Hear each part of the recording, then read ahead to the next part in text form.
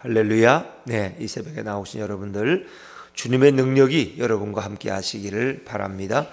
자, 우리는 사사기 16장 이제 마지막 부분을 읽었습니다. 삼손에 관한 말씀은 모두 4장에 할애되고 있습니다. 13, 14, 15, 16. 그래서 오늘 16장이 마지막 장인데, 어찌 보면 오늘 말씀은 가장 비극적인, 삼손의 생애에서 가장 비극적인 말씀을 담고 있지만, 또 가장 놀라운 하나님의 역사를 우리는 오늘 본문에서 발견할 수 있습니다. 삼손의 비극은 무엇입니까? 하나님이 많은 능력을 주셨고 하나님이 모든 은혜를 부어주셨지만은 그 귀중함을 알지 못하고 자기의 능력을 함부로 사용한 것입니다. 오늘 말씀 우리 20절부터 읽었지만 19절에 보면 들릴라가 삼손에게 자기 무릎을 베고 자게 하고 그랬습니다. 이 들릴라라는 이 여인, 이 블레셋 여인은 삼손이 자기 집에 드나드는 것을 허락합니다. 그리고 삼손이 자기를 좋아하는 것에 대해서 자기도 그런 좋은 마음이 있는 것으로 표현해서 삼손은 정말 들릴라를 진심으로 사랑했던 것 같아요. 그러나 삼손의 마음속에 이제 욕종을 향한 그런 마음이 들끓었겠죠. 블레셋 방백들은 들릴라를 유혹을 해서 설득해서 너가 삼손에게 그 힘의 비밀을 알아내면 은 1,100냥을 주겠다. 우리 5부족이 너에게 1,100냥씩 주면 5,500냥을 줄 것이다. 그러니까 돈 앞에 누가 넘어지지 않겠습니까? 결국 들릴라는 거짓된 사랑을 가지고 삼손을 괴롭힙니다. 그래서 삼손은 4번이나 처음에는 장난같이 하죠. 칡넝쿨로 나를 묶으면 내가 꼼짝 못한다. 또 나를 이렇게 얽어매면은 내가 또 힘을 못 쓴다. 또 그러다 나중에는 머리 가닥을 7가닥을 배틀의 날실에 섞어 짜면 내가 아무 힘을 못 쓴다. 이러면서 위험한 자리까지 드나들게 되죠. 그리고 마지막에는 그가 너무 들릴라가 그 삼손을 괴롭히니까 정말 나를 사랑하는데 왜 이렇게 거짓말을 했느냐, 내게 진실을 보여달라, 이렇게 하니까 삼손이 번뇌하면서 정말 죽을 지경이 되어서 마지막에는 내 머리를 삭도로 밀면 내가 힘을 쓰지 못한다라고 이렇게 결국은 비밀을 드러내고 말죠. 어찌 보면 그런 모든 나실인의 규례를 하나씩 다 깨뜨렸어요. 포도주와 독주를 먹었을 것입니다. 그가 잔치를 좋아하고 먹는 걸 좋아했어요. 그는 이제 죽은 시체에 손을 대물어서 나실인의 성결의 규례를 깨뜨렸어요. 그리고 마지막 나실인은 머리를 깎으면 안 된다는 이 엄청난 규례도 깨뜨리고 말았어요. 그의 머리가 삭도로 밀려질 때 그는 이미 하나님이 자기를 떠난 것을 알지 못했고 아무런 힘도 쓰지 못했어요. 삼손의 머리카락에 힘의 근원이 있겠습니까? 바로 하나님께서 삼손을 떠나셨다. 이것이 가장 큰 비극이에요. 달콤한 여인의 무릎을 베고 자기의 영혼이 하나하나 죽어가는 것을 알지 못하고 삼손은 누워있다가 단잠에 빠져있다가 가장 비참한 인생이 되어버리고 마는 거예요. 우리가 이제 흔히 하는 얘기 중에 냄비 속의 개구리다, 그런 말을 많이 합니다. 실험실 속의 냄비 속의 개구리다. 이 개구리를 잡아가지고 찬물에 냄비에 물을 담그고 물을 넣고 그 개구리를 냄비 속에 담아놔요. 그러면 물이 차가우니까 별 의미가 없어요. 그냥 자유롭게. 근데 그 냄비를 조금씩 가열하니까 그것이 미지근한 물이 돼요. 그 미지근한 것도 별 차이가 없어요. 근데 시간을 두고 서서히 가열해서 나중에는 그 미지근한 물이 펄펄 끓는 물이 돼도 개구리는 냄비에서 뛰어나오질 않는다는 거예요. 왜? 그 차이를 못 느낀다는 거예요. 서서히 자기의 이 모든 감각이 마비되어서 그것이 펄펄 끓는지 그것이 미지근한지 구분을 못하고 기분 좋게 삶겨서 죽어간다는 것입니다. 지금 우리 영혼이 그런 거예요. 마귀가, 사탄이 이렇게 우리를 넘어뜨리는 거예요. 처음에는 미지근한 물 속에 넣어서 기분 좋게 만들어요. 서서히 불을 가열해도 그 차이를 느끼지 못해. 나중에는 펄펄 끓는 속에 그냥 자기가 죽어가면서도 왜 죽는지도 모르는 거예요. 우리 영혼이 그런 거예요. 영혼이 서서히 마비되어 가도 이게 내 영혼이 마비되어 가는지도 몰라. 내 영혼이 죽어가는지도 몰라. 더 큰 비극은 하나님이 나를 떠난 것을 몰라. 나는 그냥 교회 와서 오늘도 지난 주일에도 가서 좀 졸긴 했지만 예배 잘 드리고 갔으면 된 거지. 헌금 내고 말씀 듣고 축도 받고 갔으면 또 한 주간 또 잘 사는 거지. 그러나 그 영혼 속에 정말 성령님이 임재해 계시는지, 하나님이 함께 하시는지 그를 떠난지도 모르고 살아가는, 교회만 출입하는 삶이라면 얼마나 안타까운 삶이겠어요. 그래서 우리는 깨어서 기도할 때 늘 내 영혼을 점검하게 되는 것이다. 하나님의 말씀 앞에서 내 영혼이 정말 살아있는 영혼인지, 주님이 나를 통치하고 나를 다스리고 있는지 또 한번 돌아보게 되는 것입니다. 그래서 오늘 이 20절 말씀이 어찌 보면 오늘 성경에서 가장 비극적인 말씀이에요. 자, 우리 20절 말씀을 한번 읽어볼까요? 20절입니다. 20절 시작. 들릴라가 이르되 삼손이여 블레셋 사람이 당신에게 들이닥쳤느니라 하니 삼손이 잠을 깨며 이르기를 내가 전과 같이 나가서 몸을 떨치리라 하였으나 여호와께서 이미 자기를 떠나신 줄을 깨닫지 못하였더라. 블레셋 사람들이 왔다 그러네. 걱정할 거 없어. 전에도 뭐 그랬는데 뭐 내가 이까지 줄이야 뭐 내 힘이 아직도 있으니까. 근데 힘이 없어. 삼손은 여호와께서 이미 자기를 떠나신 줄을 깨닫지 못하였더라. 하나님이 자기를 떠났어. 왜? 나실의 규례를 세 개나 다 파괴시켰거든. 그리고 그가 자기 욕정을 위해서 하나님의 능력을 사용했어.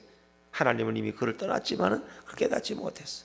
이제는 아무런 힘도 사용할 수 없는, 여러분 마치 아이들이 가지고 있는 장난감이나 뭐 로봇 이렇게 스위치를 누르면은 막 로봇가 걸어가고 자동차가 앞으로 가요. 근데 전기가 이미 다, 배터리가 이미 다 쇠진돼 버렸어. 그걸 모르고 뭐 아무리 스위치를 누르면은 그 자동차가 어떻게 갑니까? 힘이 없는데. 어찌 보면 우리 삶의 에너지라는 것 하나님으로부터 오는, 하나님이 주시는 능력으로 살아가는데, 하나님이 떠날 때 나는 살아있는 것 같지만 죽은 영혼이나 다를 바가 없다. 여러분, 우리는 이런 비극적인 것을 성경 속에서 몇 군데 찾아볼 수 있어요. 사무엘상 16장 14절에 보니까 여호와의 영이 사울에게서 떠나고 여호와께서 부르시는 악령이 그를 번뇌하게 한지라. 사울 왕이 다윗을 미워하고 이렇게 할 때에 결국 하나님의 영이 사울 왕을 떠났어.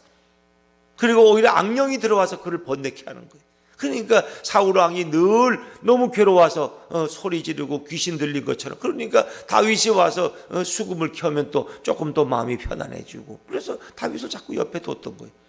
사울에서 여호와의 영이 떠났다. 그 인생은 끝난 거예요.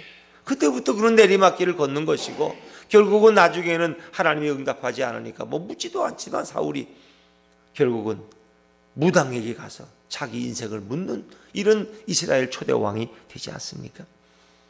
사무엘상 4장 21절에 또 보면은 엘리 제사장 가문이 이제 망해가는 모습이 나와요. 엘리가 두 아들 홈리와 비느하스가 제사장이지만 잘 관리하지 못해서 그들이 성전에서 여인들을 희롱하고 하나님 앞에 드릴 제물들을 갖다가 지들이 먼저 먹고, 이건 말도 안 되는 거예요. 그 홈리와 비느하스가 망나니들이 제사장이 되어서 이 블레셋이 쳐들어오니까 어떻게 해요? 하나님의 법궤를 가지고 나가면 이기겠다. 그런 건 잠이 안 오면 성경책을 베고 자면은 잠이 오지 않을까? 똑같은 거예요. 하나님의 말씀은 배고 자라나고 있는 것이 아니라 그 말씀을 읽고 그 말씀의 능력 가운데 예수님과 동행하라는 것이지, 그게 무슨 뭐 부적이에요? 그거만 배고 자면은 뭐 잠이 잘 오고 뭐 그럽니까? 아니잖아요. 그러니까 홈리와 비느하스가 법궤를 가지고 나갔다가 전쟁에 터지고 법궤도 빼앗기고 둘 다 죽고, 그게 엘리 제사장이 비둔한데 그 소리 듣고는 어떻게 목이 부러져서 죽어버리고 넘어져서, 그리고 둘째 아들 비느하스의 부인이 마치 임신 중이었다가 이제 해산하는데 충격을 받고 결국 자기는 죽어가면서 아이를 낳았는데 그 아이 이름은 뭐라 그래? 이가봇이라 그래. 이가봇은 뭐예요? 하나님의 영광이 우리 가문을 떠났다는 거예요. 하나님의 영이 우리를 떠났다는 거예요. 하나님이 우리를 버리셨다는 거예요. 그게 끝이에요. 엘리 제사장은 명문 가문이었지만 결국은 가장 타락한, 그리고 그 영혼들이 다 비참하게 죽는 그런 가문이 되고 말았어요. 할아버지 죽고 엄마 죽고 아버지 죽고 그 아이는 태어나서 뭐 하겠어요? 누가 키워주겠어요? 하나님의 영광이 떠난 아이로 태어났는데 이가봇이 비극이에요. 우리 인생은 그런 거예요. 하나님이 나를 떠나도 내가 떠난지도 모르고, 그래서 내가 아직도 하나님과 함께 하는 줄 알고 살아가는 이런 어리석은 인생이 될 수 있다. 왜 그러냐? 결국은 하나님의 주신 사명을 따라 살지 않고 자기 욕정대로 살았다는 거예요. 하나님은 삼손에게 엄청난 힘을 부어주셨어요. 이 블레셋에서 이스라엘을 구원하라고 주셨지만은 그런 창기들의 몸을 드나들면서 그 무릎을 베고 단잠에 빠지고 욕정의 잠에 빠졌을 때 결국은 그가 비극적인 인생이 돼요. 물론 뭐 중간중간 그가 블레셋 사람들을 화가 나서 그저 이렇게 물리치기도 하고 죽이기도 하지만 그 뭔가 그의 인생은 빗나간 인생처럼 보여집니다. 결국 그는 어떤 꼴이 됩니까? 자, 우리 21절 말씀을 다시 읽어보죠. 21절입니다. 시작. 블레셋 사람들이 그를 붙잡아 그의 눈을 빼고 끌고 가사에 내려가 놋줄로 매고 그에게 옥에서 맷돌을 돌리게 하였더라. 아멘. 그 화려한 이스라엘의 영웅이 어떻게 됐어요? 양눈이 다 뽑혀지고 그리고 가사라는 곳에 내려가서 놋줄로 그가 결박당하고 옥에서 맷돌을 돌리는 신세가 되었더라. 그 영웅 삼손이 오늘 이런 모습으로 전락해 보려는 거예요. 하나님의 사람, 그리스도의 사람들이 예수님을 잃어버리면, 하나님의 영이 떠나면 이런 비참한 이런 모습으로 전락해 버리는 거예요. 그러나 이제 삼손의 마지막 회복이 있죠. 그가 하나님을 다시금 찾고 하나님을 향하여 부르짖을 때, 그가 회개하는 마음으로 다시 한번 내게 힘을 달라고 그가 간절히 기도할 때 하나님이 다시금 그에게 힘을 주시는데, 자, 오늘 말씀은 참 은혜로운 말씀이죠. 자, 우리 23절, 24절 말씀 한번 읽어볼까요? 23절, 24절입니다. 시작. 블레셋 사람의 방백들이 이르되 우리의 신이 우리 원수 삼손을 우리 손에 넘겨주었다 하고 다 모여 그들의 신 다곤에게 큰 제사를 드리고 즐거워하고 백성들도 삼손을 보았으므로 이르되 우리의 땅을 망쳐놓고 우리의 많은 사람을 죽인 원수를 우리의 신이 우리 손에 넘겨주었다 하고 자기들의 신을 찬양하며, 자기들의 신 다곤 신 앞에 가서 그 자기들의 우상을 찬양하는 거예요. 자기들의 우상 다곤 신이 우리에게 삼손을 잡아주었다는 거예요. 삼손을 잡은 건 들릴라인데, 그 들릴라에 무릎 빼고 자다가 이렇게 그냥 비밀을 다 말하고 결국 나시린으로서의 규례를 어기고 하나님이 떠났기 때문에 붙들려 온 거지, 무슨 다곤 신이 삼손을 잡아다 줬어요? 그러나 그들은 우상 앞에 즐거워하고 제사를 드리고 먹고 취하고 자기들의 신을 찬양하는 우상 앞에 마치 그들이 승리한 것 같아. 다곤 신이 승리한 것 같아. 우상이 승리한 것 같아. 하나님이 패배한 것 같아. 우린 그런 거 많이 느끼잖아요. 그렇죠? 하나님이 어디 가시고 이거 세상 사탄이 승리한 것 같아. 어떨 때? 예수님이 맥없이 붙잡혀서 십자가에 죽으셨을 때 하나님 도대체 뭐 하는 거야? 하나님이 끝난 것 같아. 사탄이 승리한 것 같아. 근데 그게 사탄의 승리예요? 3일 만에 뒤집어졌어. 결국은 예수님을 그 죽은 자 가운데 다시 하나님이 일으키심으로 그가 능력과 부활, 생명으로 부활하셔서 하나님 보좌 우편에 앉아 계시고, 그렇죠? 그리고 사탄은 철저하게 패배해 버리는 거예요. 하나님이 마지막 승리를 가져오시는 거예요. 오늘 우리 인생도 마찬가지. 하나님이 꼭 패배한 것 같아. 세상 사람들이 승리한 것 같아. 그러나 우리는 마지막을 봐야 돼. 하나님은 늘 역전에 이런 승리들을 우리에게 허락하시. 다곤 신이 우리에게 승리를 준 것 같은데 아니에요. 아마 이 장소가 3,000명이 몰려있다 그러는데 큰 공회당이든지 아니면 지금 같은 무슨 체육관, 실내 체육관 같은 거, 기둥이 있는, 아니면 큰 다곤 신전.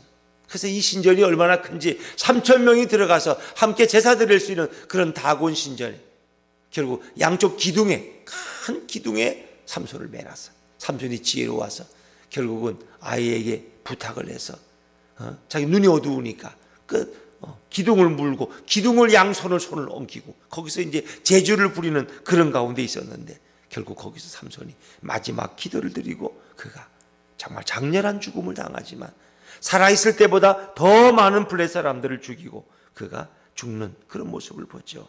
결국은 뭐예요? 그건 하나님의 승리다. 그리고 삼손에게 제주를 부리고 그들은 즐겨 웃고 그러지만 거기에 3,000명이 있었더라.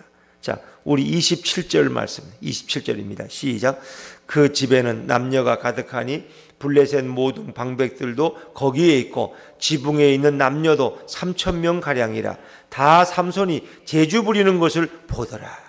이 삼손이 이제는 재주 부리는 곰같이 돼버렸어. 눈도 안 보이고. 그러나 삼손은 마지막 기도를 하나님 앞에 드리는 거죠. 자, 28절 말씀, 28절 시작.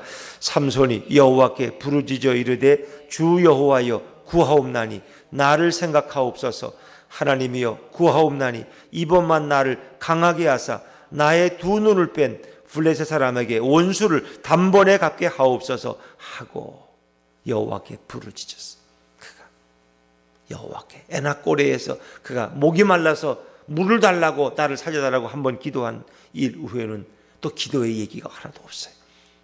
그러나 이 나시린이 마지막 기도를 하는데 그 기도가 너무나 장렬한 기도예요. 삼손은 여호와께 부르짖었어요.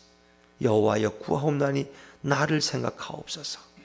마지막 한 번만 나를 강하게 하사 다시 내게 힘을 주셔서 나의 두 눈을 뺀 블레셋 사람에게 원수를 갚게 하옵소서.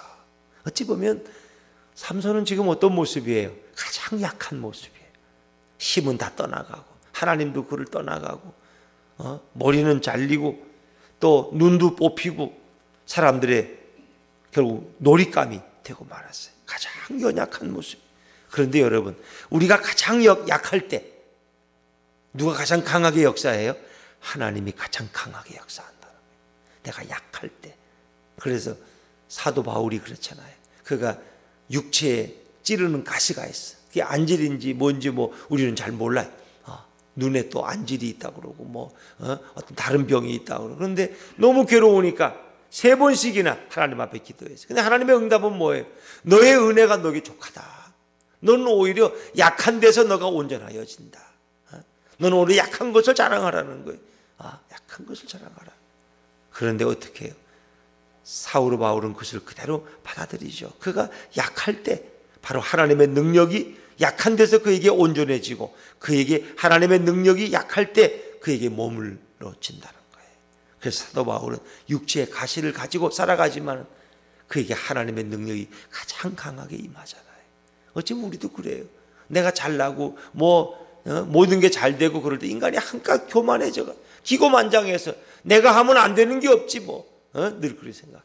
그러나 그건 자기 의를 자랑하고 자기 능력을 과시할 수 있어요. 그러나 그가 가장 약할 때 하나님 앞에 무릎 꿇을 수밖에 없을 때 하나님은 가장 강한 능력으로 그와 함께 하신다는 거예요. 오늘 삼손의 생애에 이렇게 약한 자리가 어디 있어요? 그런 볼 수도 없고 아무런 힘도 없고 놀잇감이 되어서 이제 죽어갈 그런 마지막 모습이에요. 그 약할 때 그런 하나님 앞에 회개하면서 부르짖었더니 하나님이 다시 그를 강하게 하셨어. 그가 마지막 살아있을 때보다 더 많은 사람들을 블레셋 사람들에게 복수할 수 있었더라. 장렬한 죽음을 맞이했죠. 자, 우리 마지막 30절 말씀이에요. 30절 한번 읽어보죠. 시작.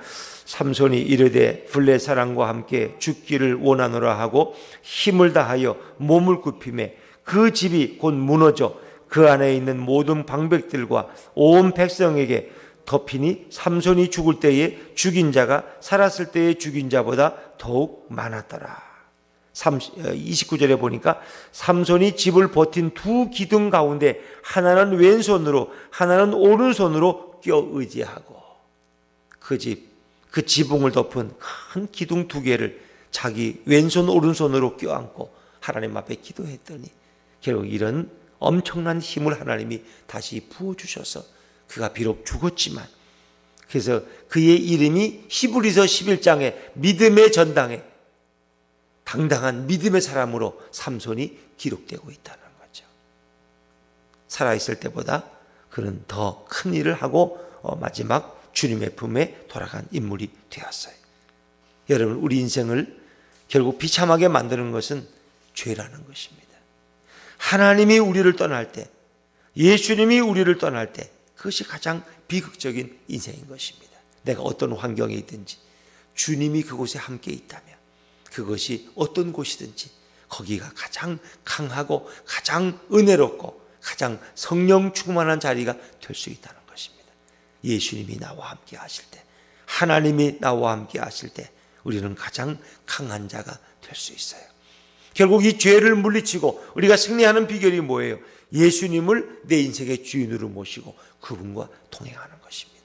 주님의 음성을 듣고 주님을 따라하는 삶에 늘 예수님은 우리와 함께 하시고 힘을 주시고 능력을 주셔요. 그래서 우리에게 이 기도가 얼마나 중요하냐. 이 삼손의 마지막 기도처럼 정말 하나님의 은혜를 구하는 그 기도, 그리고 나의 죄를 회개하면서 주님의 힘을, 도움을 구하는 그 기도를 하나님은 가장 기뻐하는 거예요. 우리가 이렇게 새벽에 나와서 기도할 때 이 인원이 많지도 않고 무슨 힘이 있나 그러지만 하나님은 이 간절한 마음으로 주님 앞에 민족과 역사를 위해 기도할 때 주님은 가장 기뻐하시는 거예요. 오늘도 우리 예수님을 우리 마음 중심에 모시고 그 주님과 동행하는 가장 강하고 능력 있는 삶을 살아가는 하나님의 사람들 되시기를 주의 이름으로 축원합니다. 기도하겠습니다.